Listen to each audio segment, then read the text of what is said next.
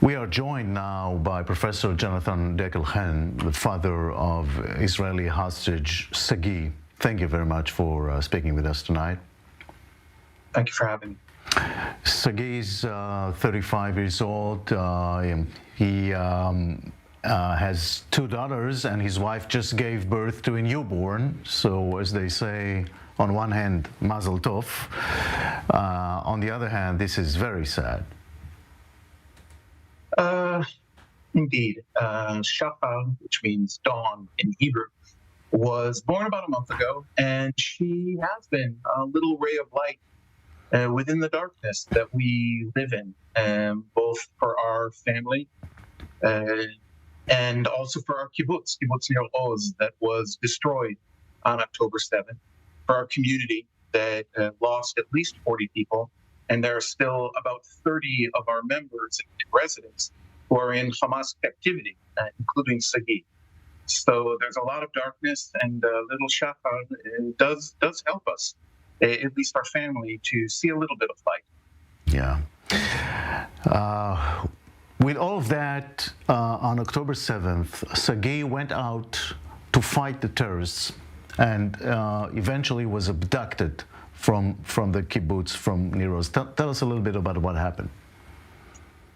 Well, Sagi was, that morning of October 7th, he was doing what he usually does on Saturday and holiday mornings. He was working on one of his pet projects, which is to convert old buses into usable objects. And in the farm or the machine shop of the kibbutz, and he was one of the first people that early at about 6:30 in the morning to spot a group of heavily armed, well-trained terrorists that had penetrated the kibbutz, and he put out the alarm. He and others put the alarm out to the people of our kibbutz and to our first responder team, which he was not a part of, but he put the word out. And so people locked themselves into their safe rooms on the kibbutz, which in the end didn't really help that much, but it's what we knew how to do. And Sagi and a group of other young and not so young men did what they could for the next 2 hours or so to defend their families in the kibbutz. And what they didn't know initially was that about 200 Nukhba commando terrorists had penetrated into the kibbutz simultaneously, and several hundred looters came to steal our property and burn our homes. And of course, the attempt to defend the kibbutz was hopeless. And yes, as a product of that, Sagi was taken hostage with another 80 people from the kibbutz. Yeah. Now, what you have been trying to do, as you are American citizens as well? Yep. Well, there's no particular advantage or disadvantage as a hostage family to having dual nationality, I guess, unless you're Russian. So we have been using our American citizenship as a vehicle to campaign with the U.S. administration and the U.S. Congress. And I can tell you that the difference is quite stark between the reception we have gotten in Washington, both on Capitol Hill and in the Biden administration, versus the kind of reception that we've gotten, unfortunately, amongst our own Israeli leadership. And for the most part, we've gotten wall-to-wall support from all of the agencies of the federal government in the states, and amid a Congress that is completely polarized on everything. There really has been a great deal of support for the hostages. There are people, of course, in Congress and even in the administration who have different opinions about the war against Hamas. But regardless of what those opinions are, all understand that the immediate release of hostages is an absolute imperative.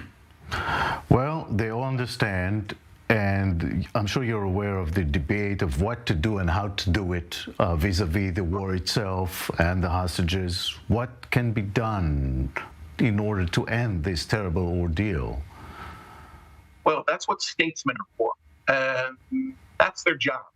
What I can tell you is that the people of the Gaza envelope on October 7th were completely abandoned by this government and, unfortunately, the military forces. And in a sense, were sacrificed on October 7th. It is simply impossible to accept that our government, the decision makers, would abandon these 130 people again, a second time. Whatever needs to be done must be done to bring them home alive, not in boxes, but alive. Over the course of the last few weeks, since the first hostage release, our kibbutz alone has gotten notification of another 10 people of our members who either died on October 7th, their bodies were taken to Gaza, or they died in Gaza. What are we waiting for? That the other 130 die in Hamas captivity? This is not why the state of Israel was created in 1948.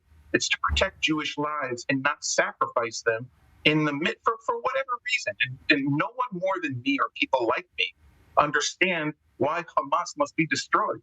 I've lived on a kibbutz on Yeruchos since 2008, where every month, while the country Israel was not paying attention, we were rocketed and mortars and attack tunnels built underneath our homes, and incendiary kites flown, and sniper fire and anti-tank fire. I understand more than anyone in the cabinet how much it is important to Israel to destroy Hamas.